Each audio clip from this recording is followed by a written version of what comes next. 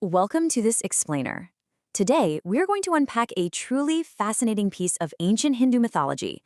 We're diving deep into Shakuntala's legendary tale of love, memory, and destiny. But we're not just here to recount a myth. We're really going to analyze how this source material uses a simple, everyday physical object to tell an absolutely massive story about the complexities of human bonds.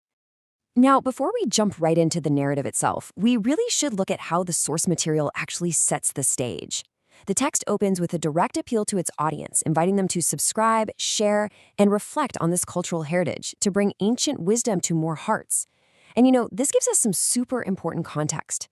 It tells us right away that for the creators, this isn't just a fun story meant for entertainment. It's a living, breathing piece of cultural identity designed to pass down some really profound life lessons to its modern community. All right, Section 1, Meeting in the Forest. Our story begins far, far away from the heavy politics of the royal kingdom. We find ourselves in a serene, lush forest, a really tranquil place where destiny can just sort of take over. And this is where we meet our heroine, Shakuntala. Now, she isn't your average forest dweller. Her lineage is incredible. She's the daughter of a powerful sage named Vishwamitra and a celestial nymph named Menaka. Raised by adoptive parents right in the heart of nature, she is practically the embodiment of grace and purity. The text really emphasizes this background to show us that she is completely untainted by the cynical outside world. She represents this idealized, totally pure form of love, which honestly makes her journey later on all the more impactful. Moving on to Section 2, A Token of Love. The peace and quiet of Shakuntala's life shifts forever the moment King Dushyanta wanders into her forest. And let me tell you, things escalate fast.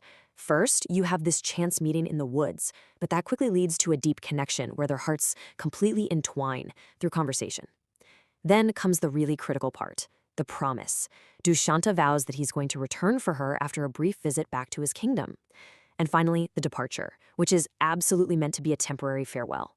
The source text makes it crystal clear here. This isn't just a casual fling, it's a solemn, royal promise that is binding two completely different worlds together.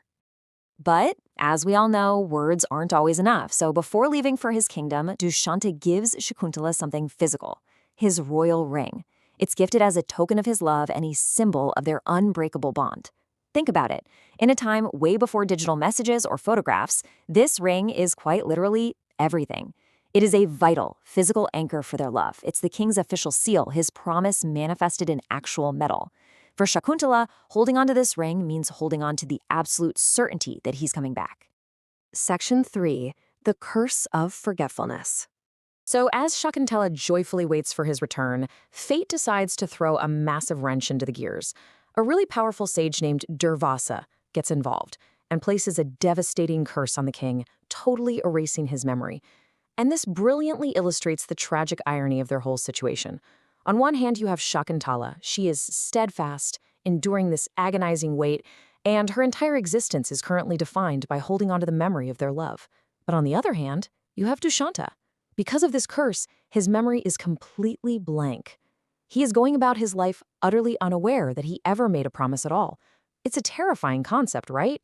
Shakuntala is clinging to a promise that the person who made it literally cannot remember.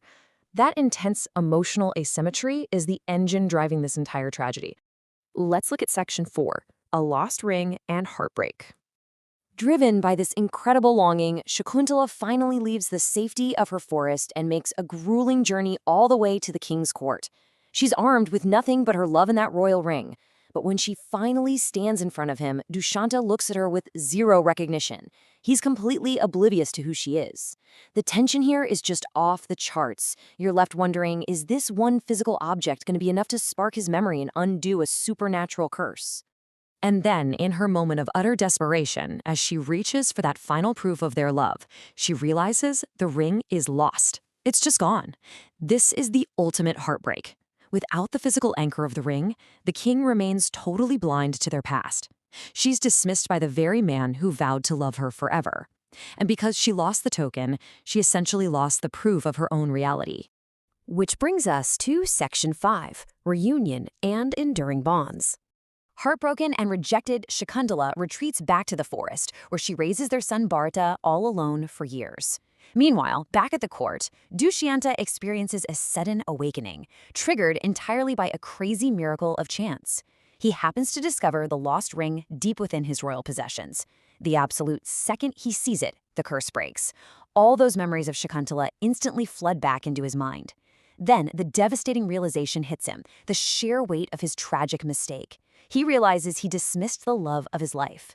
So driven by this overwhelming mix of deep love and profound regret, he immediately sets out to go find his family.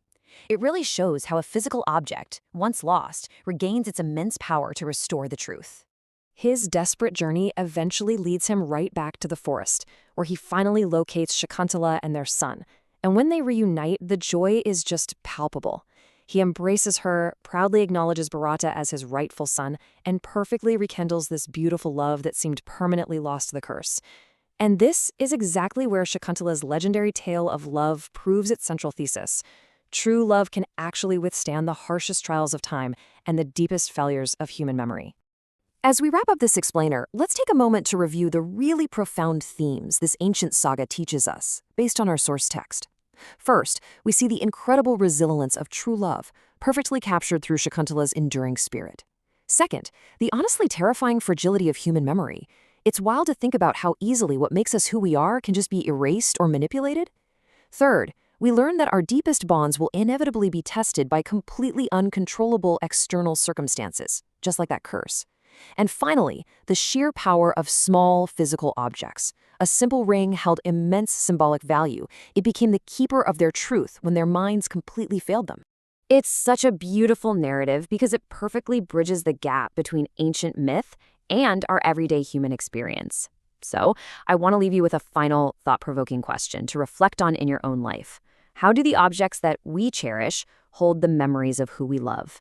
Think about the rings, the old letters, or the little tokens you keep tucked away. What stories do they tell, and what precious memories do they protect for you? Thank you so much for joining me on this explainer today, and I really hope this bit of ancient wisdom has sparked some curiosity for you to explore even further. Get ancient wisdom and infinite guidance, anywhere, anytime. Visit sanathan.app today. Start your spiritual journey now.